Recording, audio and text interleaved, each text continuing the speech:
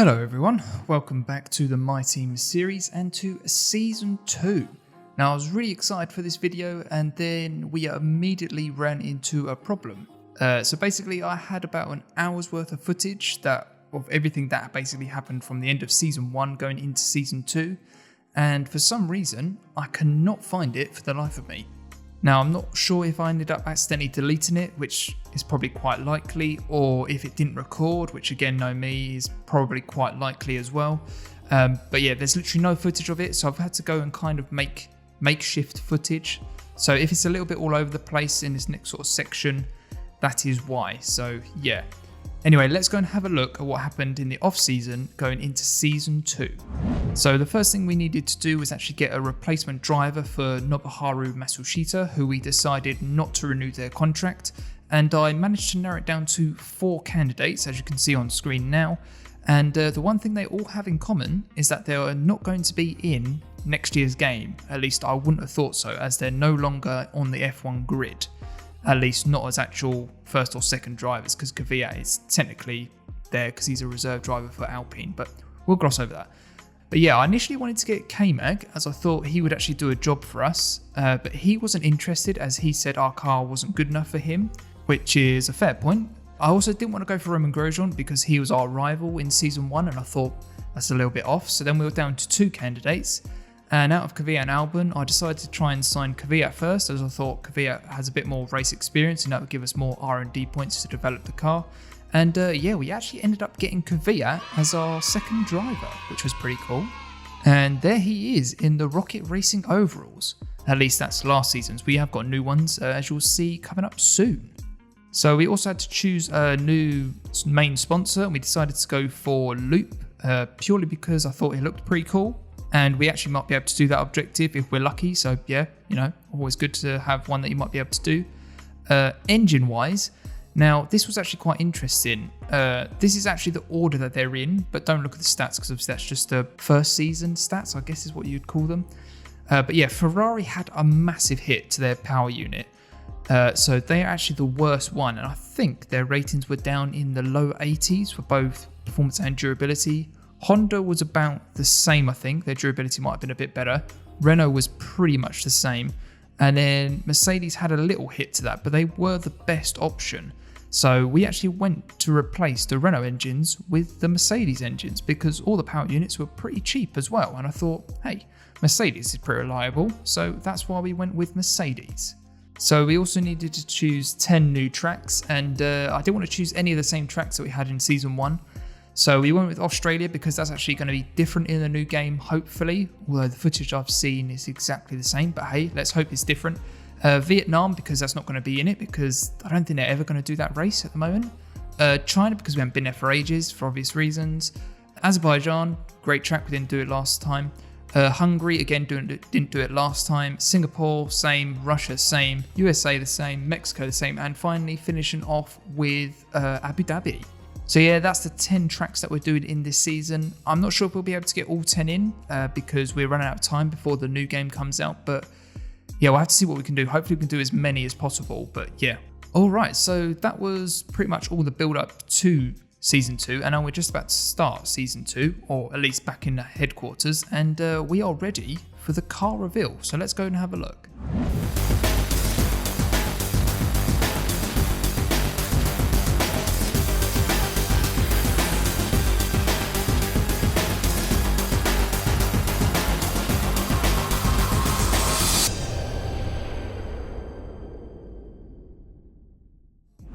Yeah, so there she is. I think that's quite a nice car, if I'm honest. I did really like Season 1, but this isn't too far off, in my opinion. I think that's quite a nice one. We decided to ditch Loop as the actual main sponsor because I didn't think it looked that good being that big. So instead we went with Zero being our main sponsor, which I think suits the car a lot better. We did put Loop where Zero was, so that's on like the front wing end plate and down on the engine bay. And yeah, most of the other sponsors are pretty much the same. But yeah, I'm pretty happy with that livery. I will do a post on the community saying which one do you prefer, Season 1 or Season 2. So look out for that and vote on that. But yeah, pretty happy with it. It's very different. I've gone much more with the turquoise colour, so it definitely stand out on the grid and in replays and stuff a lot more than Season 1, but I did really like the chrome effect of Season 1, so I'm going to miss that a little bit, but yeah, very happy with that. And for those of you interested, this is actually called the Roulette livery, and in the top right hand corner there you can see the actual colours we use, so it's predominantly our turquoisey or cyan sort of colour, which is pretty cool I think. For our race helmet, which is also brand new, I've gone with this Vector one, again colours in the top right hand corner, and the reason why I bought this one from the shop is because it's actually got carbon fibre on it, and I'm a bit of a sucker for carbon fibre. I think that looks really cool, so that's why I've got that one. We also went with the zigzag race suits. I don't fully know why, but yeah, you know, it was something a little bit different that isn't too traditional, I guess. And we also went with the flight gloves, which again, colours in the top right hand corner, which were mainly our turquoisey colour, just to be more signatory, I guess, is what I was trying to say. If that's even a word, I'm not even sure if signatory is a word. Anyway, pose-wise, I'm not sure why I did this, as that pose is really not very good. I'm not sure if we should censor that or not, but I did decide to go with it as it's just hilarious. But yeah, we may need to censor that for the kids. And yeah, she's still doing that pose there. The reason why I've got this up is actually because we spent some money on the power mapping and the development feedback, which should give us better engine wear, or reduce the amount of engine wear, sorry, and more R&D points, which is going to come in very handy to actually develop the car this season. We did spend a lot of money on improving the facilities, so pretty much everything, or the 4 main ones anyway, are up to spec 2. And we also managed to spend some money on the marketing facility. I'm not 100% sure why I did that, but I did. What does that actually do? Increases the team acclaim level. So there's obviously a reason why I've done that, but I don't fully remember now why. Oh well. Alright, so let's have a look at the driver moves. So if you've been following the series, you will know that Kimi Räikkönen and Sebastian Vettel are actually retiring at the end of Season 1, so we're going to have to get a replacement driver for the Ferrari and the Alfa Romeo. And we will go through that gradually, but we'll probably start at the top and work our way down. So I'll say starting at the top, we're actually looking at ourselves first. So obviously that's me and Danny Kvyat as the drivers for Rocket Racing, and that's our new overalls, and she's still doing that stupid pose, which is hilarious. I'm going to find that so funny. So moving on to our first real team of Mercedes, and they actually kept exactly the same driver lineup. You know, if it works, then why change it? That's not the same. If it's fixed, don't break it. That's what they say, isn't it? So yeah, that's why they've got the same. Red Bull did make quite a drastic change. They actually got Daniel Ricciardo in for Alex Albon to partner Max Verstappen, which is really cool to see. At Ferrari, they actually decided to replace Vettel with Alex Albon, so he will partner Charles Leclerc at Ferrari, which is, again, quite an interesting move, that. Racing Point, or the Pink Mercedes team, is exactly the same, so we've got Sergio Perez and Lance Stroll. McLaren again kept it the same, keeping the bromance alive, boys, as we're keeping Sainz and Norris. Great to see that. And then Renault had a really interesting move, so they actually went for a full French lineup and got Pierre Gasly in to partner Esteban Ocon, which I think is a really good rivalry. They also don't really like each other, so that would be such a cool move if that happened in real life. At Haas, they decided to keep Kevin Magnussen and brought in Antonio Giovinazzi, who replaces the outgoing Roman Grosjean. And at Alfa Romeo, we have George Russell, which is an absolute steal from Williams, and the rookie Nick de Vries. And Williams, we have Nicholas Latifi, who actually gets pretty good, and he's actually partnered by our old teammate Nobuharu Matsushita. So it's good to see that he's still on the grid. And then finally, we move to AlphaTauri, and Antoine Hubert is one of their drivers, and their second driver is actually Roman Grosjean. But for some reason, I cannot find his picture or his avatar in the driver market at all. I've been through all of them and I cannot find it. So the only thing I can think of is that he's probably actually going to retire, so you can't actually choose him. That's the only reason I can think of. But other than that, I literally can't find him. But he definitely is at AlphaTauri with Antoine Hubert. Alright, so that's all the driver transfers and driver moves done on the way. So let's go and have a look at the performance of our car. So at the R&D tree, you can see that we've got all 4 components are able to upgrade again. If we have a look at durability quickly, obviously we had the MGU-K development or upgrade done for Brazil, so that went through. And then at the top there, we have got the control electronics, which also went through, but that went through in sort of the off season up to Q1 in Australia, which is where we're going to soon. At the chassis, we had the energy stores completed at the end of the Brazil. And we also got the major monocoque structure weight reduction upgrade done in the off season, which again was good. And we're currently working on the engine cover, which is also a weight reduction upgrade as well. So the chassis department is actually looking pretty good. Aero, we didn't get the chance to do too much, obviously because we had the regulation changes, but we are currently doing the secondary wing flaps, which will help with the front downforce. And at the power unit, we haven't actually done anything because currently, due to the regulation change, we're actually doing all right. So I'll rather work on the aero and the chassis in the meantime. Alright, so literally the last thing to look at is where on earth is everyone in terms of these regulation changes, our upgrades and all of that. So let's have a look at the performance index, and as you can see, there's been quite a bit of a shake-up. So obviously Mercedes, they haven't really budged, they're still well out ahead. Red Bull actually did have a bit of a drop. I think that's because of the Honda engine actually took quite a whack in the regulation change. The Racing Point actually did alright, so they're still third. The Ferrari had an absolutely awful time. So if you look at the Ferrari engine, that red line, look how steep that is down. So they got hit so hard with that regulation change, which really isn't very good. McLaren and Renault, they're sort of in the same sort of place. They obviously have the same power unit, the Renault power unit, so they didn't really lose too much because Renault wasn't affected that badly. The Honda engine in AlphaTauri did drop it down a little bit, so it's now just above Ferrari. Obviously, we're just below Ferrari, which is quite good. So we're just on the back of the midfield now, as we tended to do okay with that regulation change. We weren't hit by that at all. We were the only team that I think came out of that unscathed, which was quite interesting. Again, the Haas and Alfa Romeo Ferrari powered cars, they got hit really hard. So they're basically at the bottom there with Williams. So all this basically means is that we should be able to get out of Q1, one, consistently, and two, half easily maybe. So yeah, that's pretty good news for us. Anyways, that's pretty much everything that's happened in off season. I hope I was able to explain that well enough to you guys. As I say, I'm really annoyed that we didn't have any actual footage of it, but I managed to do the best I could, and hopefully that came across to you guys. Anyway, let's actually do some racing in this episode, and let's head to qualifying for the first race in Season 2 at Australia.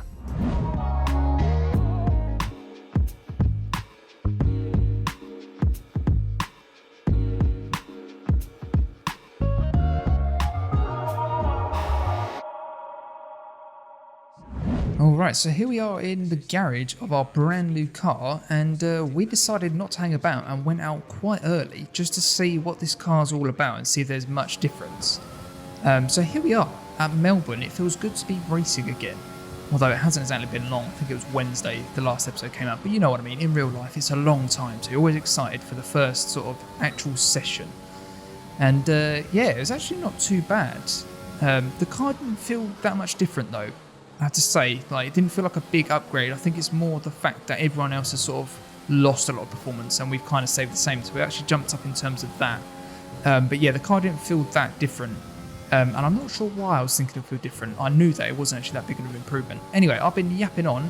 We've actually set purple sector 1, but I think it's because we're the first flying car, if that makes sense. But yeah, it's been relatively tidy so far. I've been yapping away, but there hasn't actually been any clear mistakes. We're coming into the very fast chicane, cut that ever so slightly, and that one. Got away with that though, without any warning, so yeah, that was alright. But I do feel like this track at Melbourne is really underrated. Maybe underrated is not the right word, but it's a lot harder than I think people give it credit for. Because turn 1 is pretty difficult to nail, and you can lose a lot of time if you get that wrong. And actually that chicane there is, if you get that wrong, you lose so much time as well. So you've got one or two corners that are really difficult to do. As we do a 120.1 on our first flying lap, so currently go above our teammate Kavia, and actually we finished 7th. I say finished 7th. After the first runs, we finished 7th, which was a lot higher than I was expecting. So we're above Lance Stroll there and Daniel Ricciardo in that returning Red Bull. So that was one very good lap. And with 2 minutes to go, I was considering actually going out again, as I normally do, but we've dropped down to 8th, as I think Ricciardo did a good lap. But yeah, literally everyone from Sergio down is gone out for a second lap. But as I say, we're currently 8th, and we only need to come 16th. So I was thinking, I'm not actually going to risk going out. And yeah, we'll have to see what happens. And yeah, fortunately enough, we were able to get through without going again. So we finished 12th, which is kind of around where I'm expecting us to be. And actually, Danny Kvyat got through as well. So I think that's the first time that both the Rocket Racing cars have got through to Q2. Just looking who went out in Q1, we had the 2 Hasses, the 2 Alfa Romeos, and the 2 Williams. So no real surprise there. And right at the beginning of Q2, we had a sensor fault, which was not ideal, as I wanted to get out relatively early just to get a lap in. But yeah, from what I did see from the new F1 game footage, or F1 2021 game footage, is that you can actually make faults and reliability issues happen a lot more, as if it's more realistic. Which, me, for one, I'm looking forward to that a lot, because that's going to be so cool. Imagine like battling, and you just then have like an engine failure. That'd be so cool for me. I know it'd be devastating, but at the same time it's so cool because it's like realistic. As we do our first lap in Q2, it wasn't great. We did a 120.2 and we did a 120.1 in Q1, so we could definitely go a little bit quicker. But yeah, Kvyat's currently ahead of us, doing a 122.2, a 120.2 as well. Cool. Struggling to get that out, but yeah. Yeah, the other thing to notice is actually the Ferraris are down there as well. So that Ferraris are awful. So we're definitely kind of where we should be. But it's just weird to see Ferrari down there. I know they were kind of down there into 2020, but it's just wrong, isn't it? It looks so weird. I mean, I'm not a Ferrari fanboy, but it's just weird to see the red car not towards the front. Just 30 seconds left in the session. All right, so with 30 seconds left, we decided to go out for our final attempt in Q2, and hopefully we can have a good lap and possibly get out, although I'm not 100% sure, as I don't think our car is rapid around here. I don't feel 100% confident, but we'll see what we can do, rather. And we're currently down about a 10th as we go into turn 3. Turn 4 is always a tricky one, but we actually gain some time. Fly out through turn 5. As qualifying is actually complete, so whatever we do now will have to stick. We actually lose some time there, although we're gaining it back now, so we've got a better exit. And yeah, only down a little bit, so if we have a good sort of middle sector, we might be able to get this out the back, as we're a little bit slow through there. Actually, no, we weren't. So maybe we were much slow through there on our first lap. We didn't actually see that. But yeah, we're up, what, 600ths through the chicane. And we've lost it a little bit there. Ooh. So it definitely kicked out, and we've lost, what's that, 2/10? That's not ideal. So I'm not sure we're going to make 2/10 back up in the end of this last sector, as I got put off there by the rain actually coming down as well. So we're actually going to be even slower because it's going to start getting slidey. So I'm pretty sure we're not going to improve here unless we have an amazing last corner, which we don't, as we can't fully get the power down due to it raining a little bit. And we do a 120.4, so unfortunately we can't improve, and that is us out and qualified P15. So yeah, so we have confirmation there. That's us 15th and Danny Kvyat above us, our teammate, in 14th. So overall, pretty much where we should be, which I cannot complain about. Hopefully we can have a decent race and possibly get points. We'll have to see, but yeah, much better qualifying. At least we got out of Q1, that's the main thing. We also had an interview with Claire, who was asking us who we wanted to be our rival, and we went with Lando Norris, as we had a bit of argy-bargy a few races in season 1. I thought that would be a cool rivalry to have, so that's who we went for. And yeah, that's going to wrap up this first episode of season 2. I apologise as it was a little bit all over the place due to the missing footage. That's my bad. I really don't know what happened to it, but yeah, I'm a little bit annoyed that that's gone. But yeah, hey, it is what it is. Hopefully the makeshift footage did a good enough job for you guys. But yeah, that's going to wrap up this one. If you enjoyed it, don't forget to drop a like. If you didn't, you can always drop a dislike if you really want to. But yeah, make sure you're subscribed if you want to see more content like this, as it really helps us out. Alrighty then, I've been Jumbo, and I'll catch you guys tomorrow for the race.